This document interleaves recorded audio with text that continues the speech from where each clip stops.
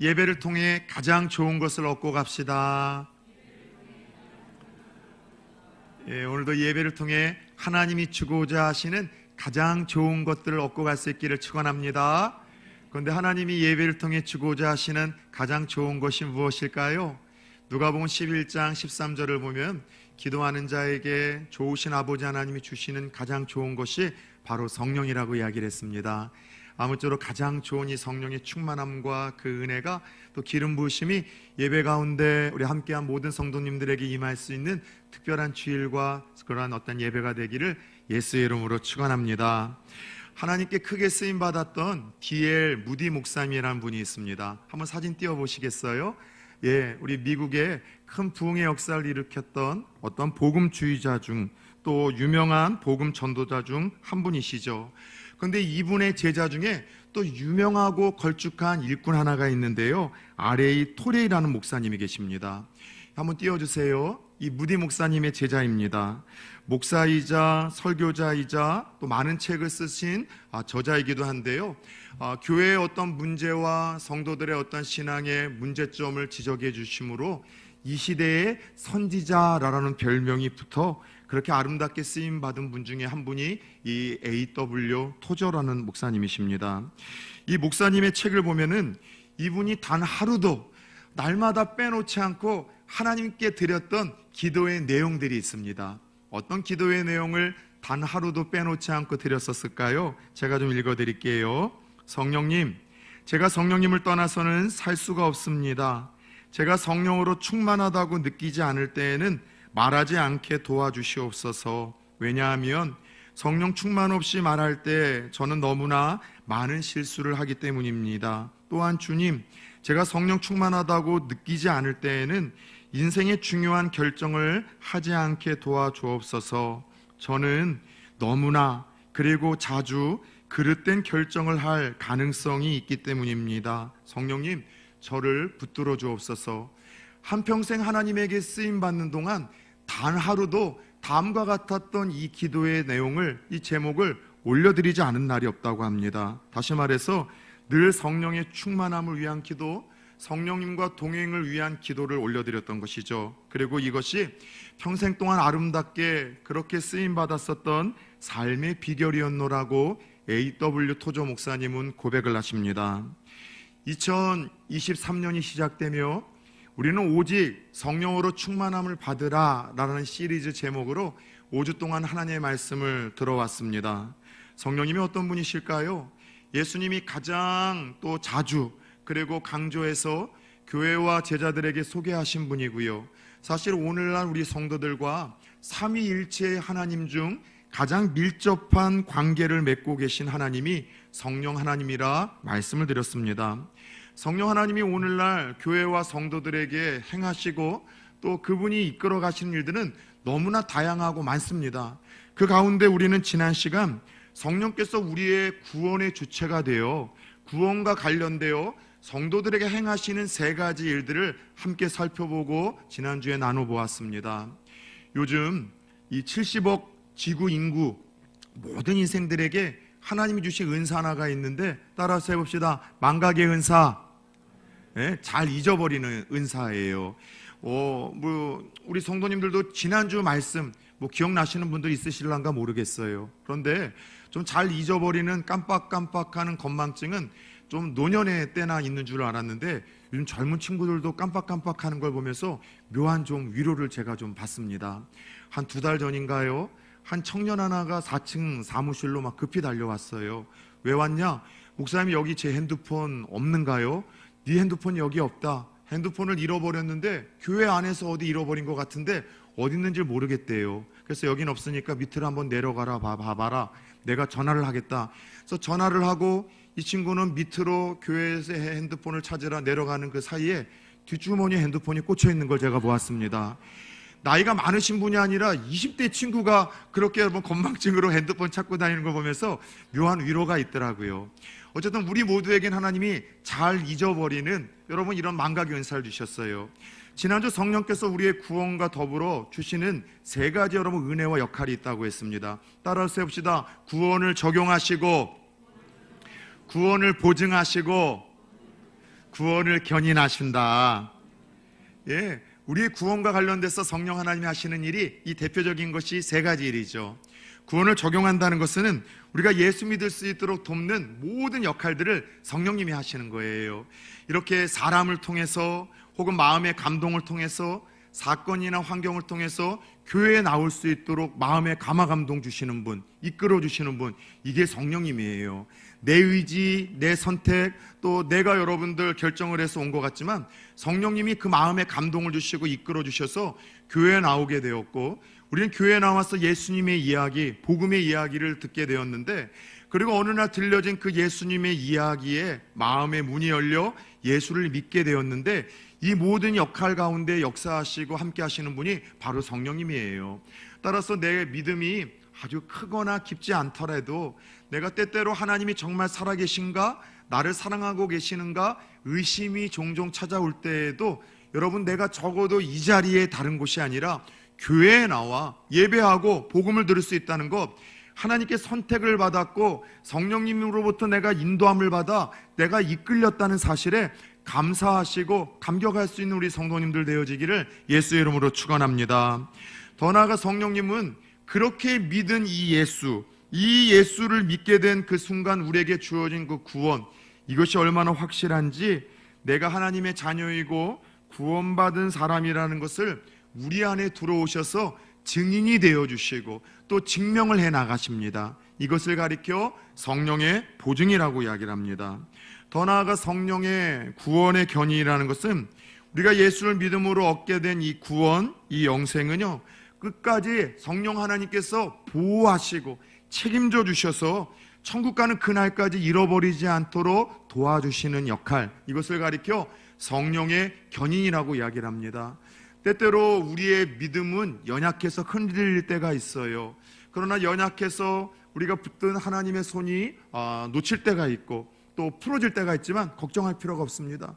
고사리 같은 우리의 손이 연약해서 맞잡은 하나님의 손을 놓는다 할지라도 그 크고 능하신 하나님의 손으로 우리의 팔목을 붙들고 계시고 우리의 손목을 붙들고 계시기에 이미 우리에게 주신 구원과 영생은 어떠한 상황 속에서도 절대로 여러분들 중단에 멈추거나 포기하거나 사라지지 않는다는 사실, 바로 이것이 성령께서 구원의 역사 속에서 이루어 가시는 견인이라고 말씀을 드렸습니다.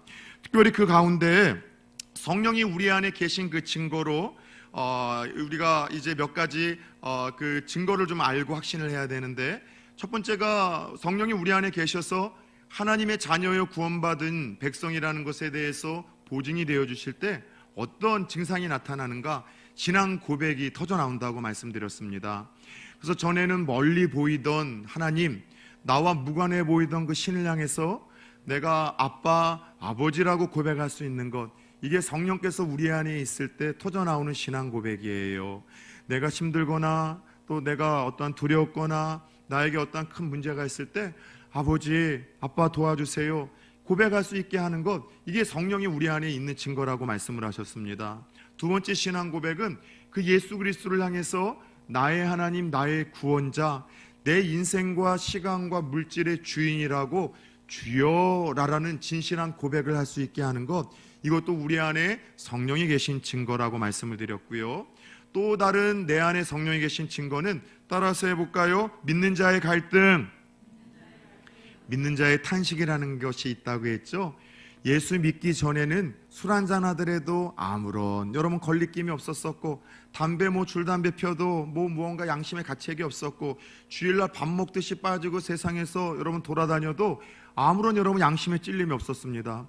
또 어느 순간서부터 옛날의 그 습성을 완전히 끊어낼 수는 없지만 술 한잔 할 때 마음이 편치 않는 거예요. 담배를 피면서도 이건 아닌데 싶은 거예요. 주일날 예배 안 드리고 딴 곳에 가서 앉아있으면 마음이 편치 않은 거예요. 그러다가 여러분 자동차 바퀴에 여러분들 바람이라도 나가면 예배 안 드려서 그런 건 아닌가? 막 이런 연관이 막 지어지는 거예요.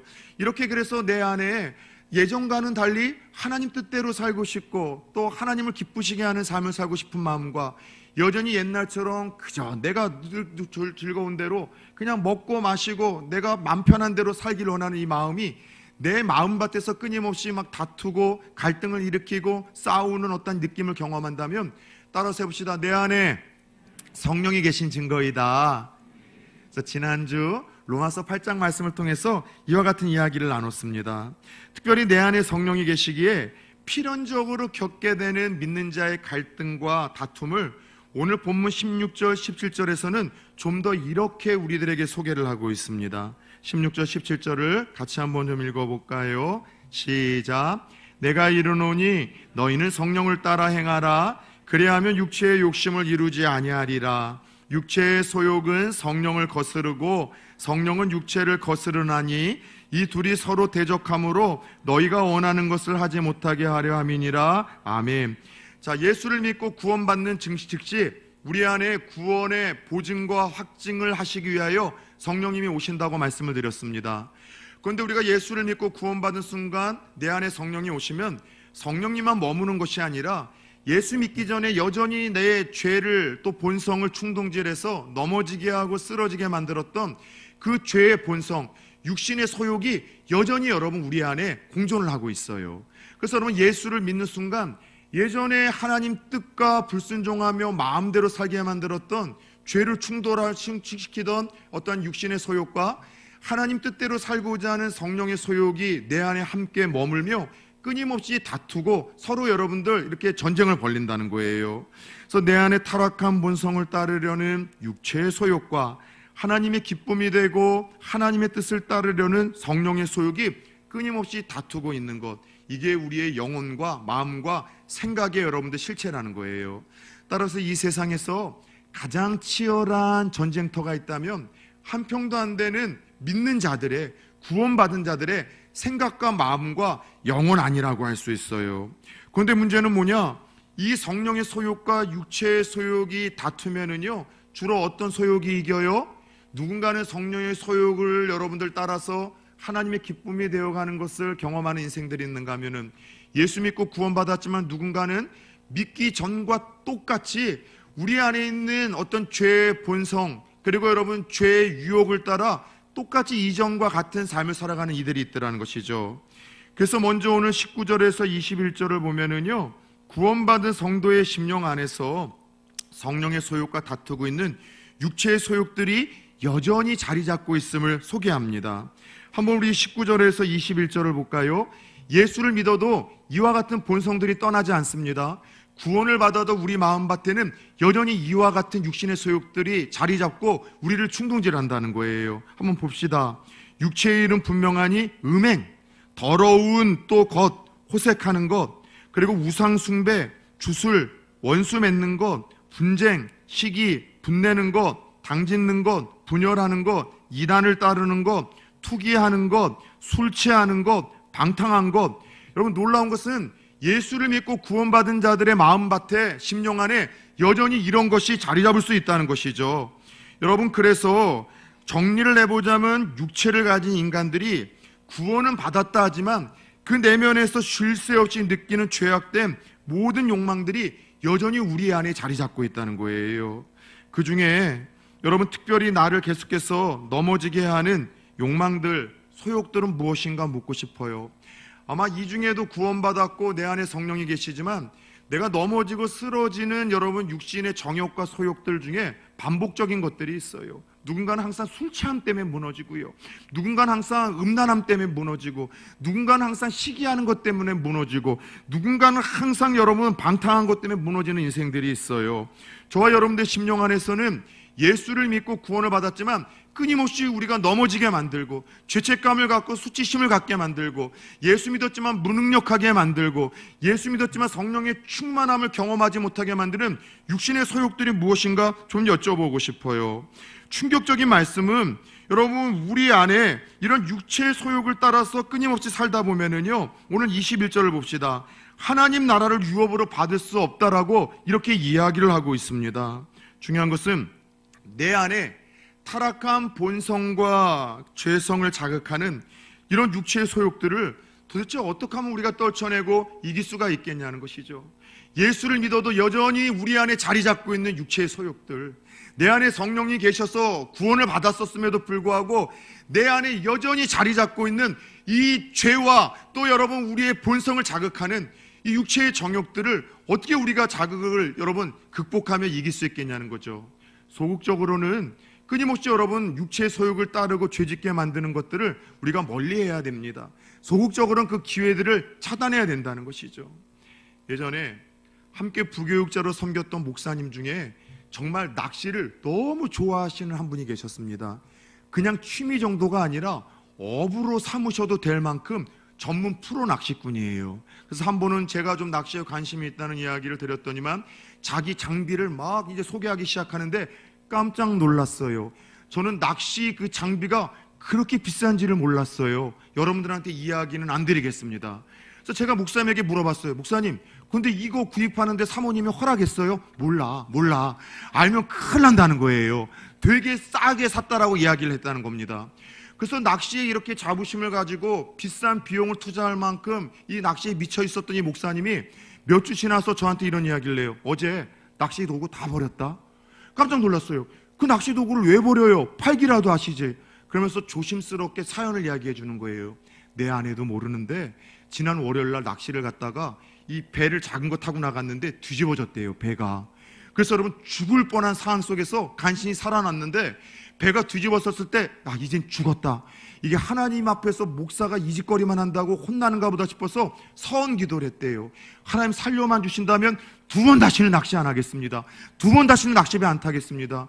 그리고 여러분 다행히 하나님의 은혜로 살아서 그렇게 여러분들 돌아오는데 계속해서 차 뒤에는 뭐가 실려 있어요? 낚시대가 실려 있고 비싼 장비가 실려 있다 보니까 자꾸 눈이 가더래요. 그래도 하나님 한 달에 한 번은 안 되겠습니까? 몇 달에 한 번도 안 될까요? 그래서 계속해서 그거 볼 때마다 하나님 앞에 서운했었던 그 마음이 자꾸 사라져서 안 되겠다 싶어서 그냥 다 갖다 버렸다는 거예요. 전 그 목사님이 상당히 존경스럽더라고요. 왜냐하면 우리도 여러분 그런 고민과 서운을 할 때가 종종 있지 않습니까? 구원받고 하나님의 자녀가 되어져서 끊임없이 우리를 죄짓게 만드는 것이 있어요. 하나님 앞에 다가가는데 장애물이 되고 걸림돌이 되게 만드는 것이 있어요. 그래서 우리가 수치심을 갖게 만들고 믿는 자의 능력과 기쁨을 빼앗아 가는 것들이 있죠. 그때마다 우리는 이렇게 기도합니다. 하나님 이번만 용서해 주시면, 이 어려움만 해결해 주시면 다시는 그와 같은 죄를 짓지 않겠습니다. 그런데 우리는 여지없이 똑같은 상황에 맞닥뜨리면 똑같은 유혹에 넘어져서 여러분 육신의 소욕을 따라 죄짓고 넘어지고 쓰러지고 성령의 여러분들 그 충만함 속에서 여러분들 우리는 떠나는 것 아니겠습니까? 따라서 여러분 육신의 소욕을 날마다 우리가 떨쳐낼 수 있는 방법은요, 나를 끊임없이 죄짓게 만들고 습관적으로 여러분 넘어지게 만드는 것, 그것에 여러분 눈을 감는 거예요. 잘못된 영상물이 여러분들 끊임없이 나를 죄짓게 만듭니다. 영상물을 여러분 보지 않도록 육신의 창을 닫으십시오. 끊임없이 어떤 만남 하나가 나를 죄짓게 만듭니까? 그 만남 여러분들 끊어내야 돼요. 잘못된 생활 습관이 여러분 나를 끊임없이 죄책감에 여러분 이르게 만듭니까? 끊어내야 된다는 것이죠. 그러나 타락한 본성과 죄성을 자극하는 육체의 소욕을 이길 수 있는 더 강력한 방법은 죄 안 지으려고 노력하고 죄를 끊어버리려고 발버둥 치는 것이 아니라고 오늘 우리에게 말씀해 주십니다. 여러분 타락한 본성과 죄성을 자극하는 육체의 소욕을 어떻게 이길 수 있느냐? 따라 세웁시다. 성령의 소욕을 따르라. 다른 방법 없대요. 너무나 간단하고 명료하게 우리에게 말씀을 하십니다. 16절 말씀을 다시 한번 우리가 한번 고백해 봅시다. 시작. 내가 이르노니 너희는 성령을 따라 행하라. 그래야면 육체의 욕심을 이루지 아니하리라. 아멘. 내 안에 여전히 육체의 소욕과 더불어 역사하고 계시는 그 성령의 감동, 성령의 이끄심에 너희들이 순종하고 선택하고 결정하며 따르라고 우리에게 말씀을 하십니다. 다시 말해서 내 안에 계시는 그 성령을 늘 의식하라는 거예요. 내 안에서 끊임없이 나에게 감동을 주시는 그 성령을 묵상하라는 거예요. 성령님의 도움을 바라고 성령의 충만함을 구하는 것만이 육신의 소욕으로부터 우리가 여러분들 이겨낼 수 있는 유일한 비결이라고 말씀을 하세요. 그러면 타락한 본성을 따라 예수를 믿어도 끊임없이 죄짓게 만드는, 그리고 넘어지게 만드는, 또 충동질하는 육체의 소욕이 힘을 잃어간다라고 우리에게 말씀을 하십니다. 미국의 한 부족의 이 인디언 부족에서는 할아버지가 손자에게 다음과 같은 인생 교훈을 늑대 이야기로 들려준다고 합니다. 사랑하는 아이야, 우리 안에는 늑대 2마리가 항상 산단다. 한 마리의 늑대는 아주 사납고 악하단다. 시기하고 미워하고 다른 사람에게 상처를 주고 그리고 다른 사람을 죽이지. 그런데 또 한 마리의 늑대는 아주 선하고 착하단다. 다른 사람을 배려하고 사랑하고 용서하고 다른 사람에게 도움이 되어지는 그런 늑대이지. 할아버지 이야기를 듣던 이 인디언 꼬마는 초롱초롱한 눈빛으로 묻는데요. 할아버지, 그러면은 두 마리 늑대가 싸우면 어떤 늑대가 이기는가요? 그런 할아버지가 이렇게 이야기를 한대요. 그것은 네가 앞으로 생각에 먹이를 주는 그 늑대가 이기게 될 거야. 미워하고 시기하고 그리고 무언가 잘못된 것을 생각하면은 그 늑대가 너를 사로잡을 것이고, 늘 착하게 또 선하게 사랑하고 용서하고 누군가에게 베푸는 그런 따뜻한 마음의 먹이를 주면 그 늑대가 너의 삶을 이끌어갈 거야. 오늘 성령께서 우리에게 똑같은 이야기를 하시는 거예요. 타락한 본성을 따라 나를 죄짓도록 유혹하고 충동질하는 육체의 소욕은 다른 것이 아니라 성령님의 소욕을 따를 때, 그래서 성령을 의식하고 성령을 묵상하고 성령의 도움을 구하고 성령과 동행을 할 때 여러분 그 육신의 소욕들은 무너지고 그렇게 여러분들 힘을 잃어간다라고 말씀을 하시는 거예요. 더 나아가 내 안에 거하시는 그 성령, 날마다 의식하고 묵상하고 또 충만함을 구하며 나아갈 때는요, 우리 안에 그 놀라운 성령의 9가지 열매가 맺어지는 복이 있다라고 우리에게 소개를 하십니다. 그게 바로 본문 22절 23절의 말씀이에요. 같이 한번 읽어볼까요? 시작. 오직 성령의 열매는 사랑과 실학과 화평과 오래 참음과 자비와 양성과 충성과 온유와 절제니 이 같은 것을 금지할 법이 없느니라. 아멘. 자, 성령의 9가지 열매는 다 내면적인 요소들이에요. 우리 인격의 변화, 우리 삶의 변화이죠. 다시 말해서 이 성령의 9가지 열매를 맺는다는 것은 다른 것이 아니라 따라서 해봅시다. 예수님 닮아가는 것. 예, 우리 안에 이 사랑, 그리고 기쁨, 평화로움, 그리고 오래 참는 것, 절제하는 것, 자비하는 것, 충성된 것, 그리고 이 모든 것들은요, 사실 예수님의 성품을 의미하는 거예요. 그래서 성령의 9가지 열매는요, 복수형으로 쓰이지 아니하고 단수로 쓰이는데 뭘 뜻하는가 하면 이 성령의 9가지 열매를 맺으신 분이 딱 한 분이 있는데 그분이 바로 예수님이라는 거예요. 그래서 우리 안에 성령이 계시면 이 예수의 영, 그리스도의 영은 우리를 예수 그리스도를 닮은 사람들로 알게 모르게 조금씩 변화시켜 간다는 거예요. 여러분 그런 거 있지 않습니까? 고깃집에 가서 한두 시간 고기 구워 먹고 나오면은요, 그냥 내 몸에 고기 냄새가 여러분 진하게 배어 있어요. 그래서 가끔씩 아내랑 고기 구워 먹고 집에 돌아오면 제일 반기는 이가 누구냐면 우리 집 강아지 도담입니다. 개코는 개코예요. 근데 여러분 면세점이나 혹은 여러분 화장품 그 코너에 가가지고서 조금만 여러분 이렇게 왔다 갔다 하다 보면은요, 알게 모르게 내 몸에 옷에 아주 기분 좋은 향기가 여러분 배어 있는 거예요.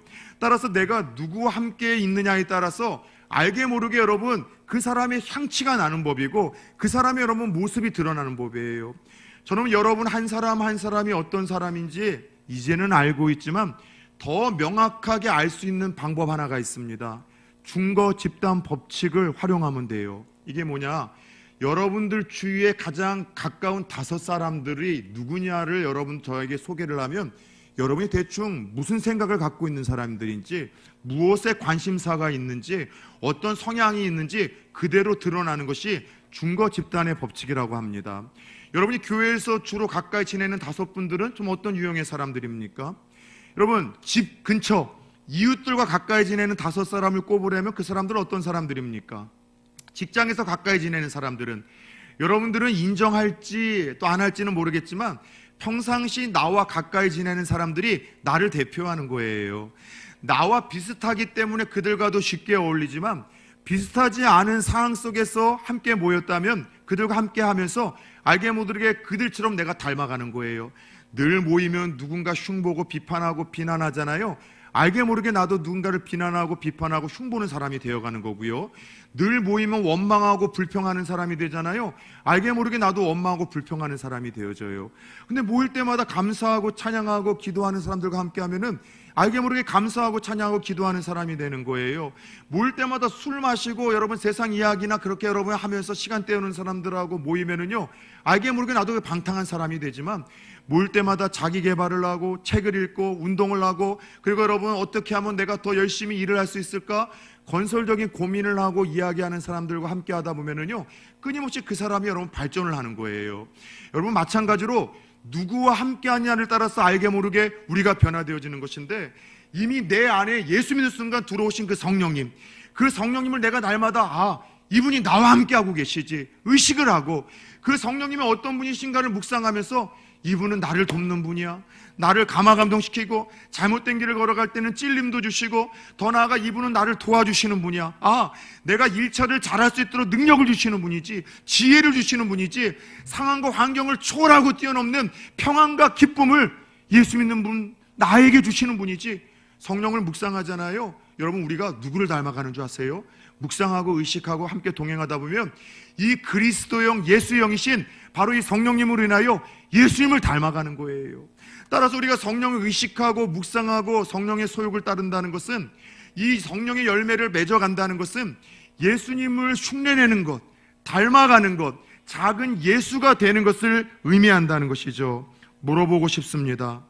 여러분 예수 믿은 작년보다, 예수 믿은 5년 전보다, 예수 믿기 시작한 10년 전, 20년 전보다 여러분 가족들과 주위 사람들이 볼 때 얼마나 여러분들 예수님 닮았다라는 이야기를 듣고 있습니까? 적어도 성령이 내 안에 계셔서 의식하고 묵상하고 있으신 분들이 있다면, 동행하시는 분들이 있다면, 내가 노력하지 않아도 예수님처럼 말하고 예수님처럼 표정 짓고 예수님처럼 선택하고 예수님처럼 살아감으로 인해서 작은 예수의 향기가 노력하고 애쓰지 않아도 저절로 나올 수밖에 없는 것, 이것이 성령의 열매가 맺어지는 신비함이라고 우리에게 말씀을 하시는 거예요. 여러분 어떻게 우리 안에 성령의 열매를 맺을 수 있어요? 다시 한번 16절을 봅시다. 내가 이르노니 너희는 성령을 따라 행하라. 행하라는 것이 걸으라는 거예요. 다시 말해서 성령과 동행을 하라는 거예요. 성령과 동행을 하면 우리 안에서 예수님을 닮아가는 성령의 열매가 맺어져요. 여러분 한번 생각해 봅시다. 귀신이 들려도 사람이 바뀝니다. 여러분 귀신 들린 사람 본 적 있으십니까? 저는 상당히 많아요. 모태신앙이지만 19대 예수를 믿기 시작했을 때 제가 살던 강화도 그 섬에는 이상하게도 그런 어떤 우상 숭배나 미신적인 요소가 많다 보니까는요, 이런 어떤 귀신 들림의 영적인 현상들이 많았었어요. 참 너무나 감사하게도 좋은 목사님 밑에서 어떤 그런 귀신 들리는 축제 현장에서 목사님이 데리고 가셔서 그때 보여주셨어요. 저는 그때 예수의 이름에 얼마나 능력이 있고 정말 하나님이 살아계신 얼마나 이 능력자이신지를 그런 곳에 갈 때마다 느끼는 거예요. 여러분들 20대에 한 여선생님이 귀신이 들렸는데 앞에서 콘크리트 못을 씌워요. 그냥 못 휘기도 힘들지만 남성분들은 알거든요. 콘크리트 못은요 회색으로 더 두꺼워요. 이거를 여성이 휘어요. 여러분 갑자기 막 미쳐서 날뛰다 보니까 온 식구들이 3명이 달라붙는데 한 손으로 20대 여러분 여성분이 남성을 들어 던져버려요. 영화에서 보는 것처럼 한두 번이 아니었었어요. 선교에 나가서도 그런 걸 봐요. 그런데 여러분 예수의 이름으로 다가가잖아요. 귀신은 귀신처럼 알아요. 제가 가도요 난리를 치다가 딱 가면은 무서워서 벌벌 떠고 막 도망가 버리는 거예요. 왜냐하면 제 안에 있는 누구를 보기 때문에, 예수 그리스도를 보기 때문에. 그런데 귀신 들려서 소리 지르고 옷을 벗고 콘크리트 못을 쉬고 동네방네 뛰어다니면서 여러분 제어하는 사람들을 들어던지는 그 여성들, 평상시에 되게 말이 없는 분들이에요. 얌전한 분들이에요. 여러분 되게 조신한 분들이에요. 그런데 갑자기 귀신이 들려도 그렇게 바뀌어요. 하물며 잡신 하나에 사로잡혀도 한 인격의 표정과 눈빛과 말과 행동이 바뀌는데, 살아계신 그 하나님, 성령 하나님, 그 능력의 하나님이 우리 안에 계시고 내 삶을 지배하고 계시는데 아무런 변화가 없다면 상식적으로 이건 무언가 문제가 있는 것 아니겠습니까? 구원받은 자들의 심령에는 성령이 오셔서 그가 하나님의 백성이요 구원받았다는 것에 대해서 증명이 되어주시는데, 예수를 믿고 성령이 함께 하신 지 5년, 10년, 20년이 돼도 아무런 변화가 없다면 여러분 이것을 어떻게 표현할 수 있겠습니까? 전 2가지 가정으로 외에는 이것을 달리 설명할 수 없어요. 첫 번째는 그 사람 성령의 사람 아닌 거예요. 겉으로 볼 땐 예수 믿은 것 같고 구원받은 것 같지만 하나님 보실 때는 성령이 아니라 여전히 육신의 영, 죄악된 영이 그를 사로잡아 있기 때문에 그는 여러분 변화되지 않는 겁니다. 그러나 또 다른 가정법이 있겠죠. 구원은 받은 거예요. 예수는 믿고 하나님의 자녀는 되었어요.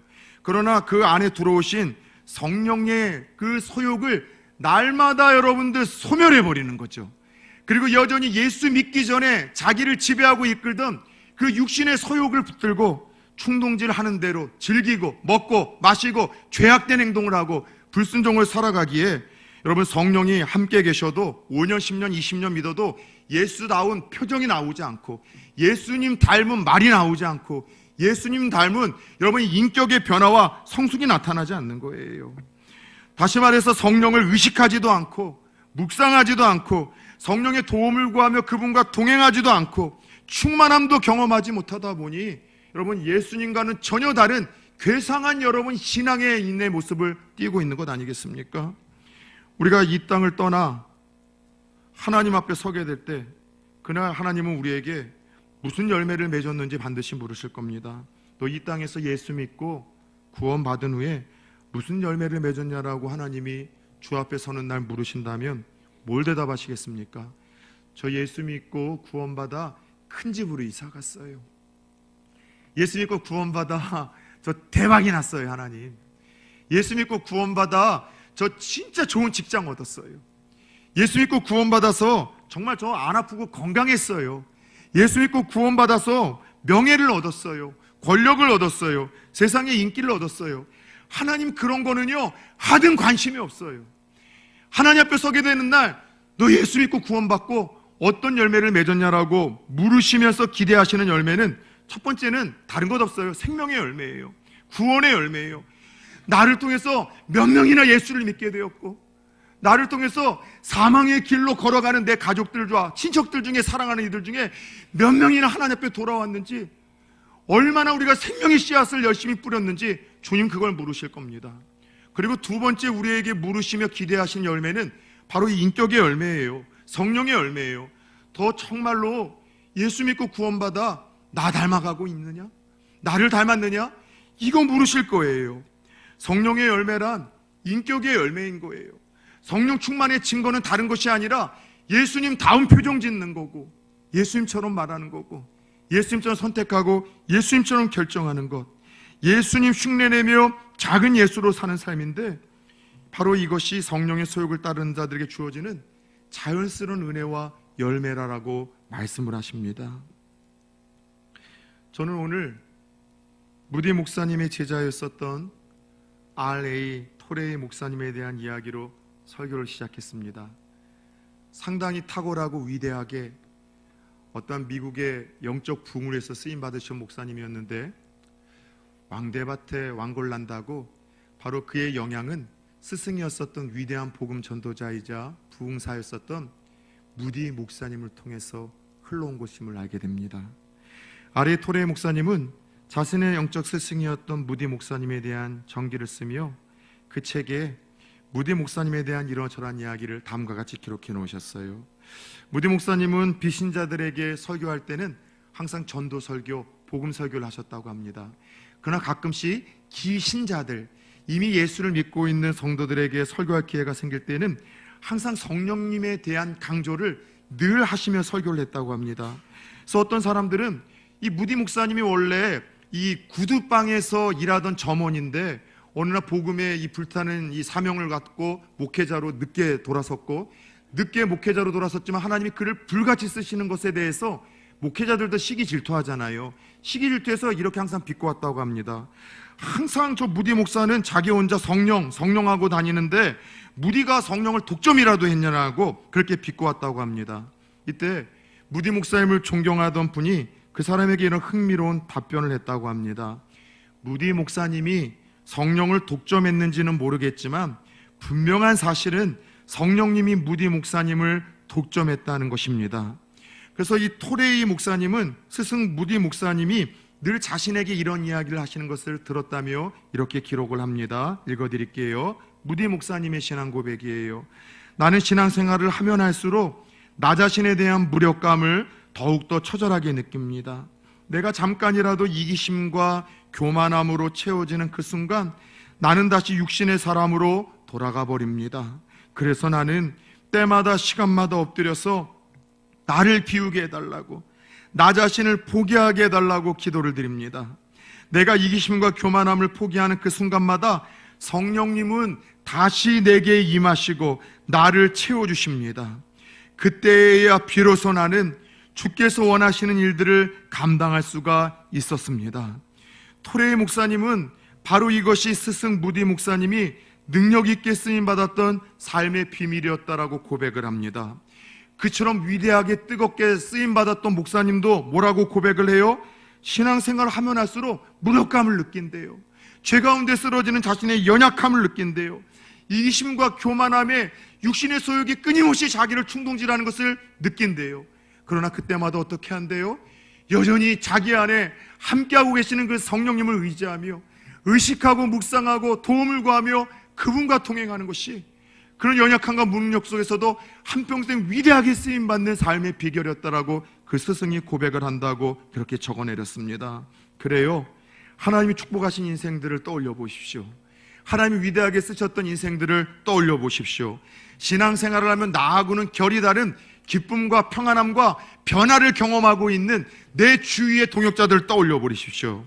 다 여러분들 그분들의 공통점은 성령과 친밀했고 성령을 의식했고 성령의 충만함을 경험하고 성령과 동행하는 사람들이라는 공통점이 있지 않습니까? 우리도 신앙생활하다 보면은 여전히 무력감을 느낄 때가 있어요.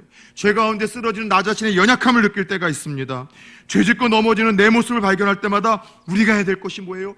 사도 바울이 그랬던 것처럼, 아래의 토저 목사님이 그러셨던 것처럼, 뒤에 무디 목사님이 그러셨던 것처럼 성령님을 의식하고 묵상하고 도움을 구하고 그분과 여전히 동행하는 삶이라는 사실을 깨닫기를 축원합니다.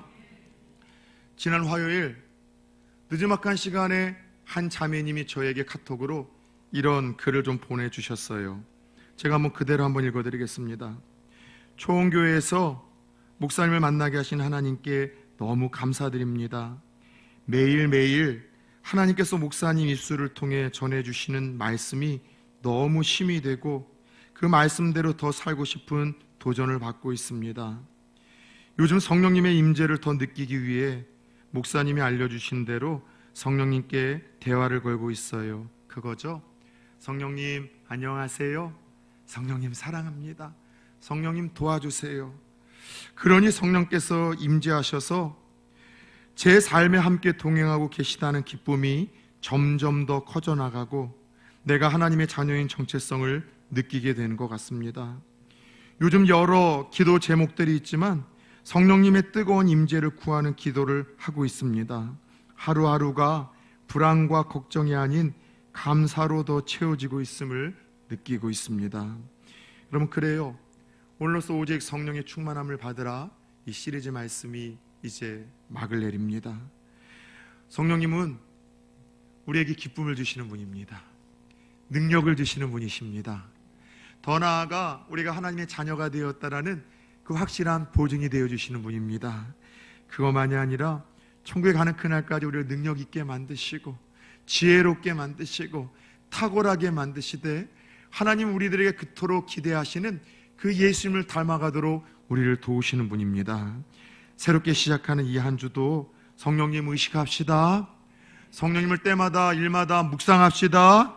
그분의 도움을 구하며 그분과 동행하고 더 나아가 그분이 내 안에서 끊임없이 불러일으키는 그 감동을 소멸하지 마시고 내 안에 주시는 선한 감동과 의지를 따라 순종합시다.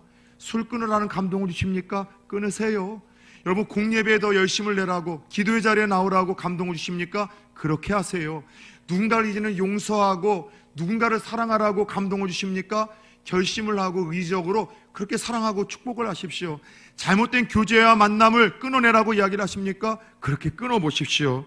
그럴 때 우리는 무능력과 연약함 속에서 다시 일어나는 능력의 사람으로, 더 나아가 하나님이 우리들에게 그처럼 원하시는 성령의 열매를 맺어 작은 예수로서 우리가 살아가는 그런 인생이 되게 하실 줄 믿습니다.